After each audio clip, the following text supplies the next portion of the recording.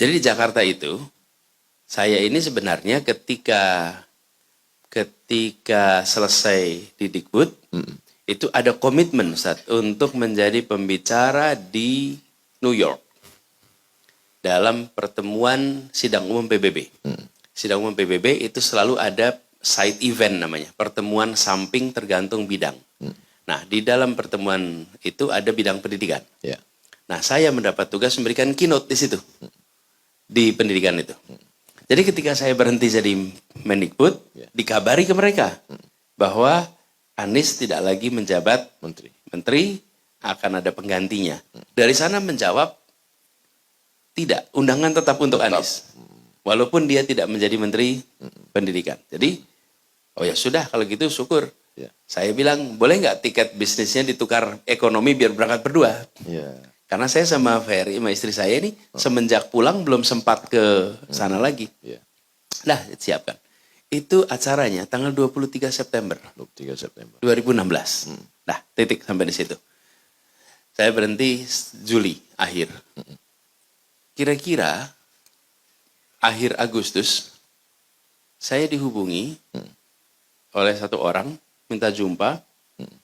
Lalu ketika perjumpaan itu Pak Aksa Mahmud namanya. Ya. Pak Aksa itu ya Pak Aksa Mahmud ini mengontak Masjid Sunda Kelapa. Masjid Sunda Kelapa.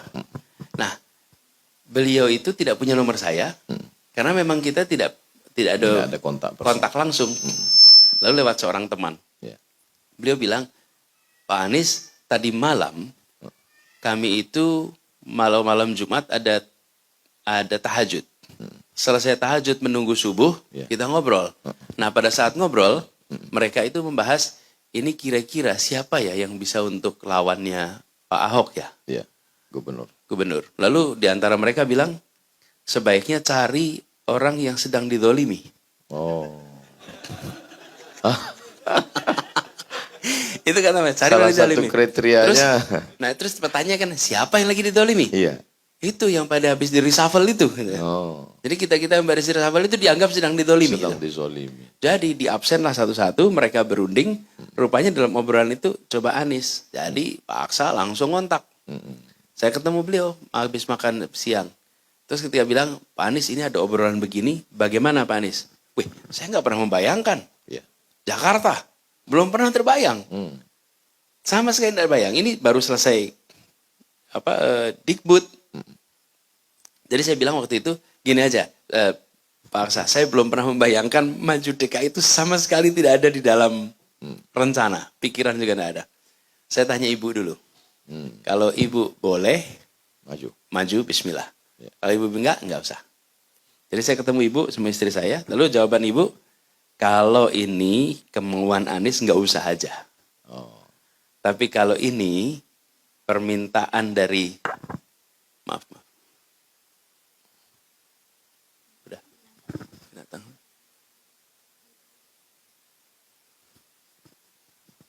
Kalau ini adalah permintaan dari umat, bismillah, kata mama gitu. Ya.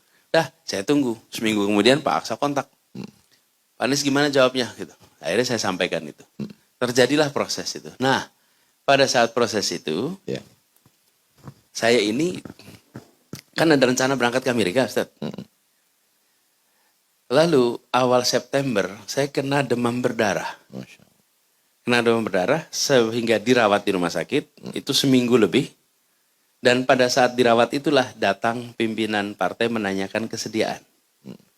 Saya dalam keadaan diinfus itu, ditanyain kesediaan. Setelah saya itu semua, nah saya yang seharusnya berangkat gara-gara kena demam berdarah itu, maka tidak boleh penerbangan panjang. Karena demam berdarah itu membuat pembuluh darah menjadi renggang. Dan kalau terbang ada tekanan. Sehingga tidak boleh. Kalau terbang 2 jam masih tidak apa-apa. Tapi kalau ke sana kan sampai 20 jam, 25 jam. Ini tidak boleh. Tahu tidak Ustaz, pendaftaran KPU itu tanggal 23 September. Masya Allah. Jika Allah tidak kirimkan satu nyamuk itu, saya sedang berada di New York ketika pada malam itu. Karena saya baru diundang untuk datang itu 22 malam. Besoknya pendaftaran, malam hari, jam 12:30 malam, saya ditelepon.